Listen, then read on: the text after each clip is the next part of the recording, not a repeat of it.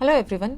आज हम लोग खान जीएस रिसर्च सेंटर का बिहार प्राचीन इतिहास के टेस्ट को कवर करेंगे, जिसके कि 1 से लेकर 50 तक के क्वेश्चंस को हमने कवर कर लिया था अपने पहले पार्ट में। ठीक है, ये दूसरा पार्ट होगा जिसमें हम लोग 50 से लेकर 100 तक के क्वेश्चंस को कवर करेंगे और इसमें टोटल क्वेश्चंस हैं 145।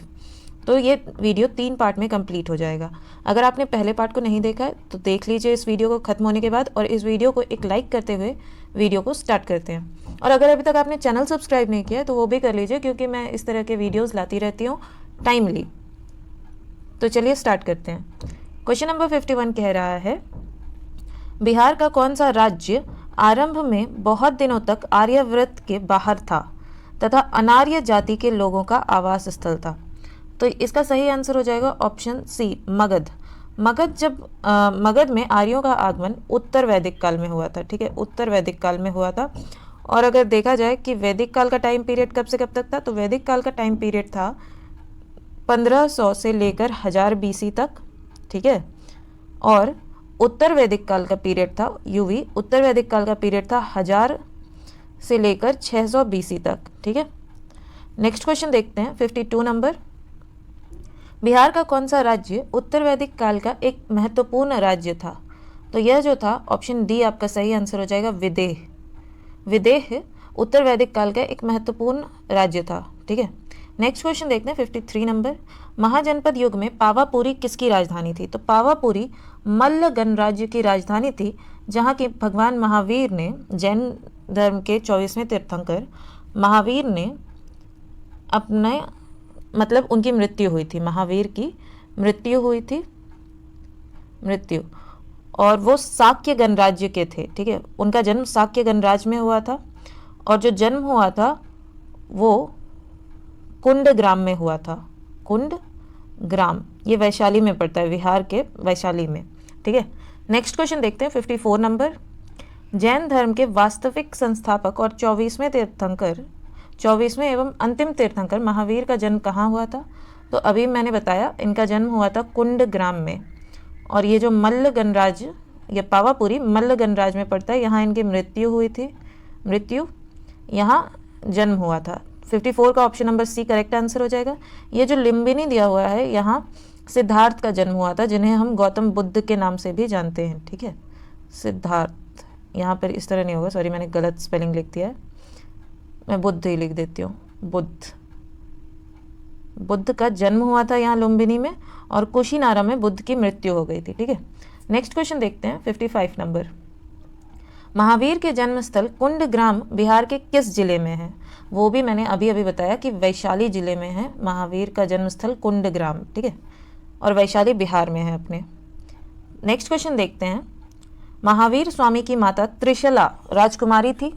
तो महावीर की माता त्रिशला लिच्छवी की राजकुमारी थी, लिच्छवी के राजा की राजकुमारी थी। नेक्स्ट देखते हैं 57 नंबर। महावीर स्वामी ने अपना अंतिम उपदेश कहाँ दिया था? जाहिर सी बात है, वो अपना अंतिम उपदेश पावापुरी में दे रहे थे, तभी उनकी मृत्यु हो गई। इसीलिए याद रखिएगा, जहाँ उनकी मृत्यु हुई थी, अंतिम उपदेश भी अगर पूछा जाए तो उन्होंने अपना अंतिम उपदेश भी वहीं दिया था। ऑप्शन ए करेक्ट आंसर होगा। नेक्स्ट क्वेश्चन देखते हैं, महावीर की मृत्यु हुई थी? तो महावीर की मृत्यु पावापुरी में हुई थी। ठीक है, नेक्स्ट क्वेश्चन देखते हैं। काफ़ी रिपीटेटिव क्वेश्चन है, क्योंकि यही कुछ क्वेश्चंस हैं प्राचीन इतिहास से जो काफ़ी इंपॉर्टेंट हैं, इसीलिए काफ़ी रिपीट किया गया है कि किसी भी तरह अगर क्वेश्चन आपके एग्जाम में आए तो आपसे गलती ना हो। ठीक है, नेक्स्ट क्वेश्चन है 59 नंबर। प्रथम जैन संगति का आयोजन हुआ था? तो ये जो प्रथम जैन संगति है उसका आयोजन हुआ था पाटलिपुत्र में, ए। नेक्स्ट क्वेश्चन देखते हैं 60 नंबर। दोस्तों, अगर आपने चैनल को सब्सक्राइब नहीं किया है तो तुरंत सब्सक्राइब कर लें और इस वीडियो को एक लाइक करें। ठीक है, 60 नंबर क्वेश्चन देखते हैं।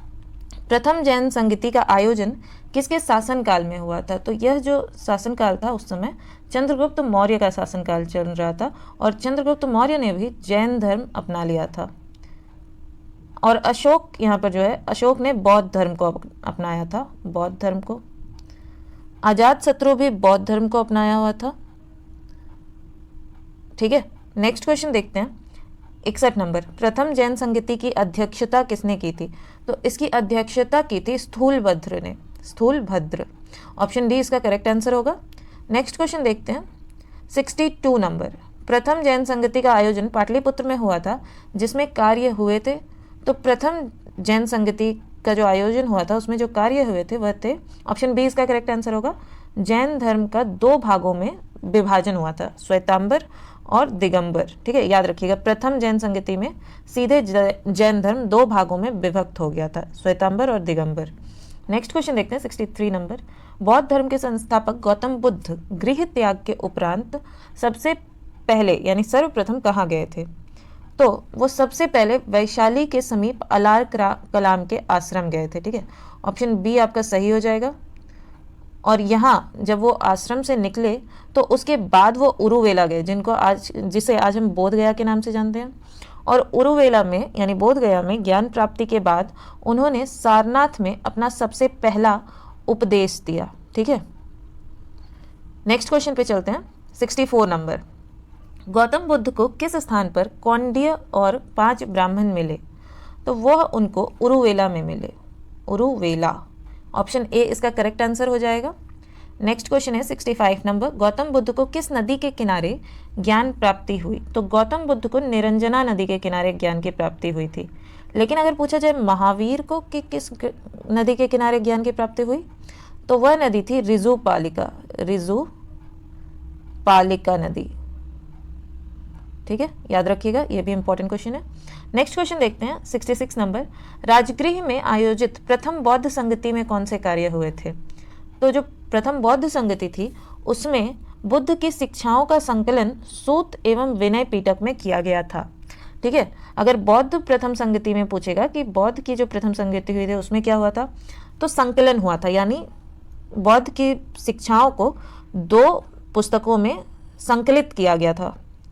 और यदि जैन धर्म के बारे में पूछेगा तो जैन धर्म में अलगाव हुआ था, यानी जैन धर्म को 2 भागों में बांट दिया गया था, दिगंबर और श्वेतांबर। ठीक है, नेक्स्ट क्वेश्चन देखते हैं 67 नंबर। द्वितीय बौद्ध संगति का आयोजन वैशाली में हुआ, इसमें किए गए कार्य थे? तो इसका सही आंसर हो जाएगा ऑप्शन ए। बौद्ध धर्म 2 भागों में स्थावीर और महासंधिक के रूप में विभाजित हुआ। तो बौद्ध धर्म किस संगति में विभाजित हुआ था? यह अपने द्वितीय संगति में 2 भागों में विभाजित हो गया था, स्थावीर और महासंधिक। याद रखिएगा, द्वितीय बौद्ध संगति में बौद्ध धर्म 2 भागों में विभाजित हुआ था, स्थावीर और महासंधिक। ठीक है, नेक्स्ट क्वेश्चन देखते हैं 68 नंबर। निम्नांकित में किस नगर से महात्मा बुद्ध का घनिष्ठ संबंध रहा? तो महात्मा बुद्ध का जो घनिष्ठ संबंध रहा वो बोध गया से रहा। ठीक है, बोध गया से रहा और यहाँ पर राजगीर से भी रहा और वैशाली से भी रहा। ठीक है, वैशाली में तो उनका जन्म ही हुआ था, फिर बोध गया में उनको ज्ञान की प्राप्ति हुई, और राजगीर से मुझे भूल रही हूँ क्या होगा, अगर आपको पता है तो कमेंट बॉक्स में लिखिए। ठीक है, फिलहाल नेक्स्ट क्वेश्चन देखते हैं। इसका सही आंसर हो जाएगा 68 नंबर का, उपयुक्त सभी। बोध गया, वैशाली और राजगीर तीनों से ही गौतम बुद्ध का घनिष्ठ संबंध था। 69 नंबर क्वेश्चन है, महात्मा बुद्ध ने पाटलिपुत्र के विनाश के कारणों की भविष्यवाणी की थी, उनमें सम्मिलित थी? तो महात्मा बुद्ध ने जो भविष्यवाणी की थी उन्होंने कहा था कि यह जगह के विनाश का कारण बनेगी, यानी पटना के विनाश का कारण बनेगी बाढ़, आंतरिक कलह और अग्नि, यानी उपयुक्त सभी इसका सही आंसर हो जाएगा ऑप्शन डी।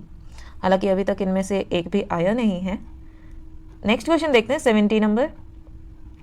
महाभारत तथा पुराणों के अनुसार मगध का सर्वप्रथम राजवंश कौन सा था?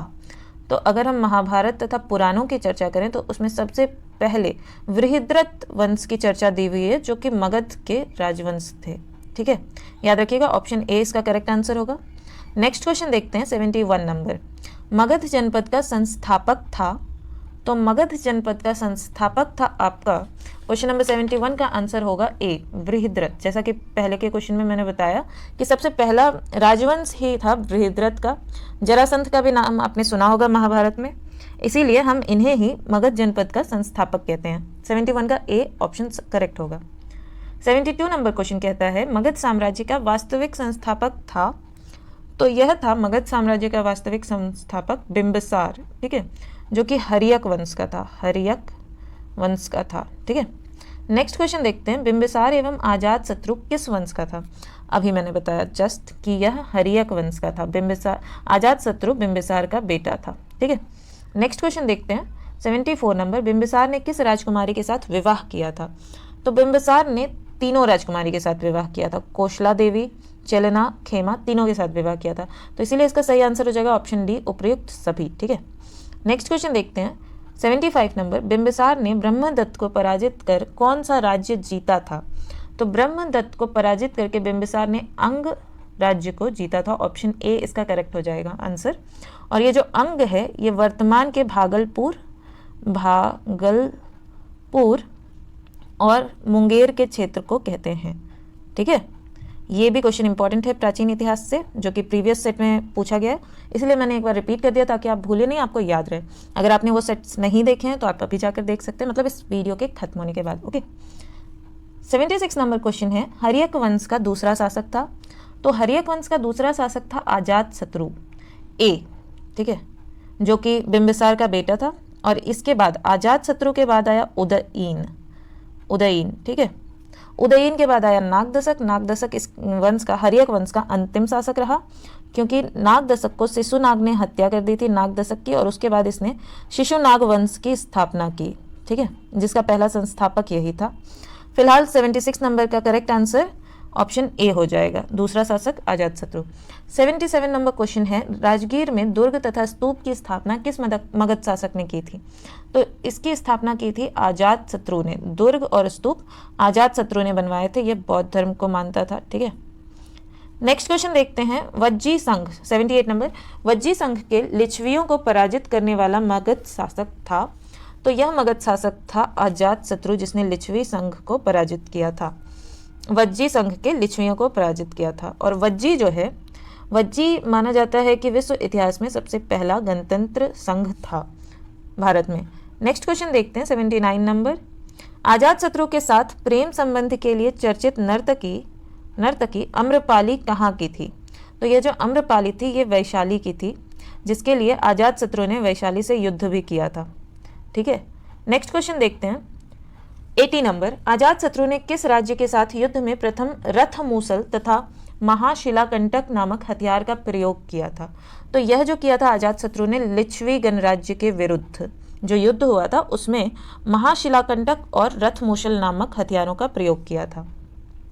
नेक्स्ट क्वेश्चन है 81 नंबर, प्रथम मगध साम्राज्य का उत्कर्ष किस शताब्दी में हुआ था? तो यह जो हुआ था यह हुआ था ईसा पूर्व 6ठी शताब्दी में। ऑप्शन बी इसका करेक्ट आंसर हो जाएगा। ठीक है, ईसा पूर्व 6ठी शताब्दी में प्रथम मगध साम्राज्य का उत्कर्ष हुआ था। नेक्स्ट क्वेश्चन देखते हैं। 82 नंबर, पाटलिपुत्र नगर की स्थापना किस शासक ने की थी?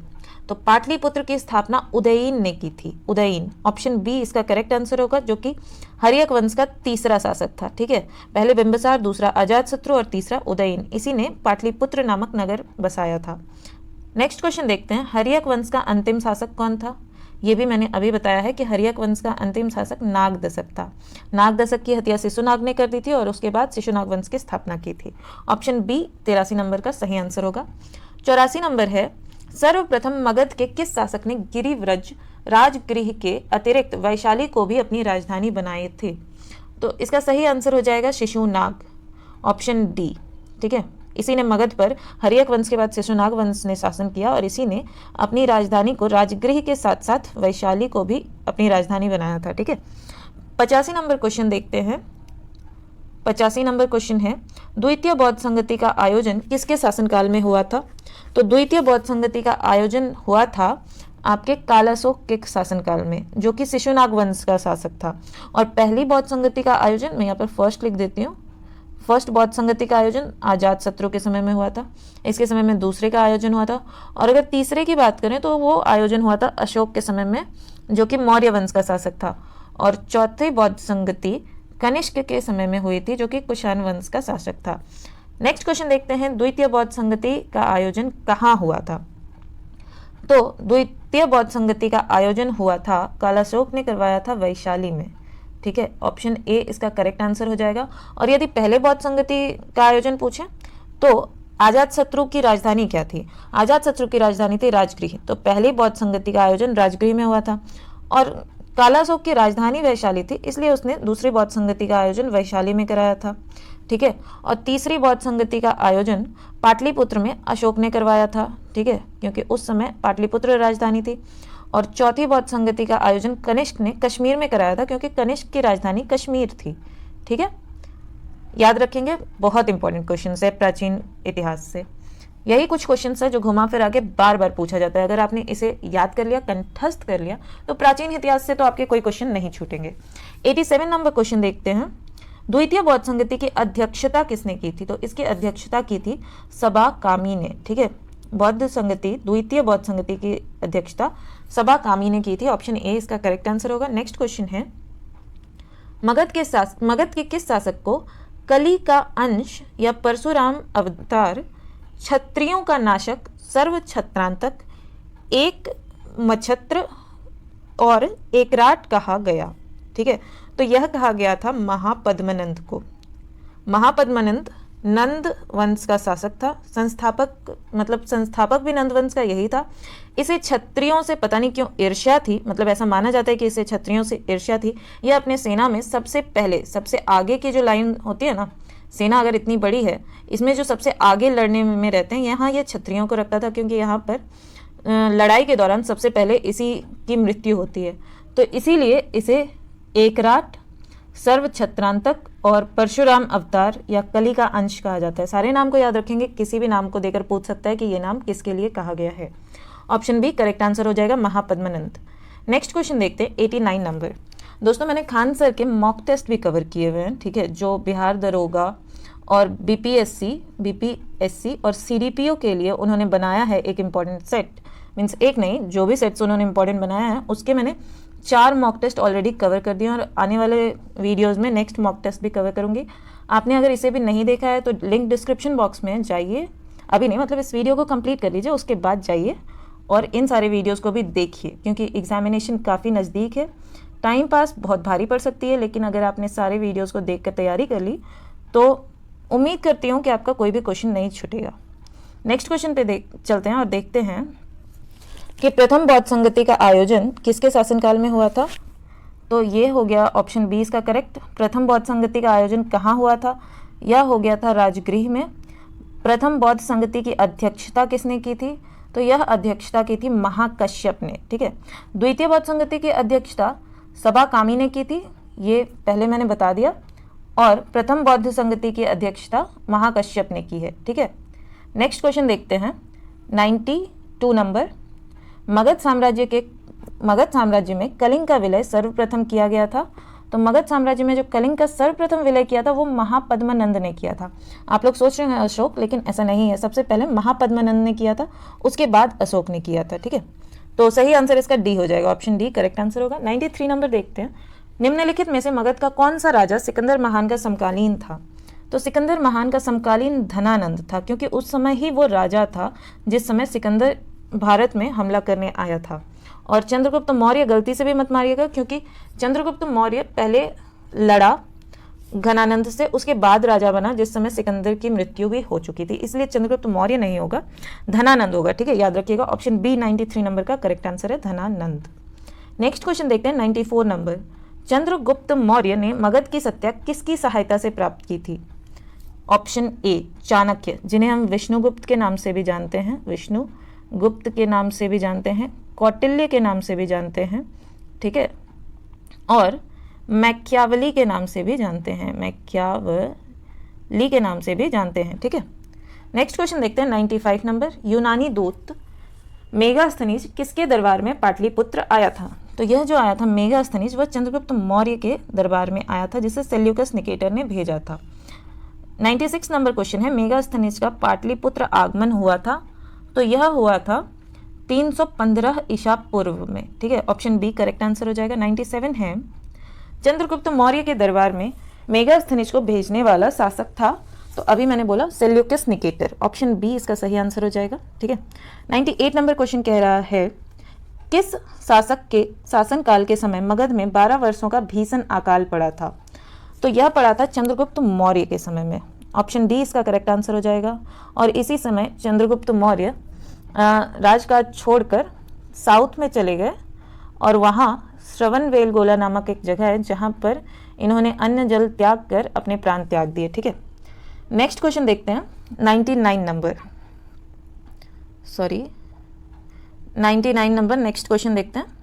चंद्रगुप्त मौर्य का प्रधानमंत्री था, यह था चाणक्य। चाणक्य प्रधानमंत्री मेगास्थनीज 315 ईस्वी में इसके शासनकाल में आया था, ठीक है। और इस वीडियो का आखिरी क्वेश्चन 100 नंबर, किससे मुक्ति दिलाने के कारण चंद्रगुप्त मौर्य को भारत का मुक्तिदाता कहते हैं?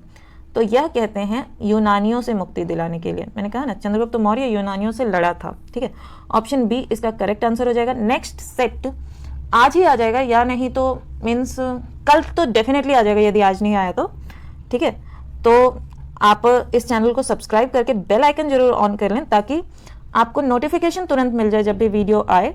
और बिल्कुल भी कोताही मत कीजिएगा, एग्जाम बहुत नज़दीक है। 1-2 मार्क्स बहुत इंपॉर्टेंट रोल प्ले करते हैं आपके एग्जाम को क्लियर करने के लिए।